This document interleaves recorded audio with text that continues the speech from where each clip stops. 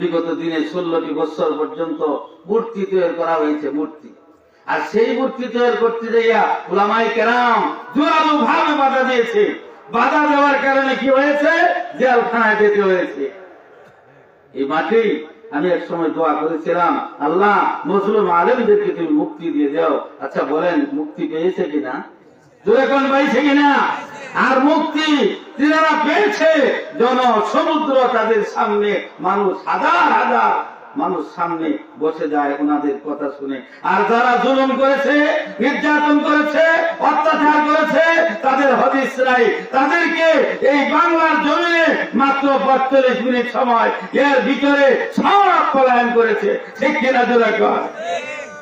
যারা জুলুম করেছে তারা তো আর নাই, কিন্তু যারা হকের পথে ছিল তারা আছে, থাকবে, কিয়ামত পর্যন্ত থাকবে। ঠিক কিনা জোরে কর?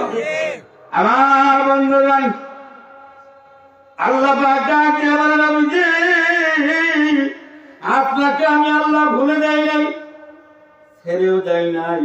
মা ওয়াদাকা রাব্বুকা ওয়া মা ক্বালা ওয়ালাল আখিরাতু খায়রুল লাকা মিনাল উলা।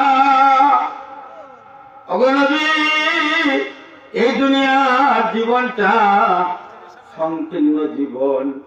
এই জীবনের চাইতে পরকালের জীবন আপনার জন্য উত্তম। এই দুনিয়ার জীবন হলো সংকীর্ণ জীবন। আল্লাহ কোরআনে কারীমের অন্য আয়াতের মধ্যে ঘোষণা করেন, বাল তুতিরুনাল হায়াতাদ দুনিয়া ওয়াল আখিরাতু খায়রু ওয়া আবকা। দুনিয়ার জীবন সংকীর্ণ নবীজি, এই জীবনের চাইতে পরকালের জীবন আপনার সুখের জীবন। জোরে জোরে বলেন সুবহানাল্লাহ। ও নবীজি, এই আয়াতের তাফসীর করতে গিয়া মুফাসসিরগণ এটাও লিখেছেন, এই মক্কার জীবন আপনার কষ্টের জীবন, কিন্তু মদিনার জীবন আপনার হলো সুখের জীবন। এ বন্ধু, আপনারা বলুন তো, দুনিয়ার জীবনের সুখের চাইতে পরকালের জীবনের যদি সুখ হয়, ওই সুখটা দরকার আছে না নাই? কথা বলেন, আছে না নাই? দুনিয়ার জীবনের চাইতে পরকালের জীবন হলো সুখের জীবন। ওয়ালা সাউফা ইউতিকা রাব্বুকা ফাতারদা। নবীজির সান্ত্বনা দেয়, ওগো নবীজি আপনি জানুন, পরবর্তী সময় আপনাকে আমি আল্লাহ এত পরিমাণ দান করব, আপনি খুশি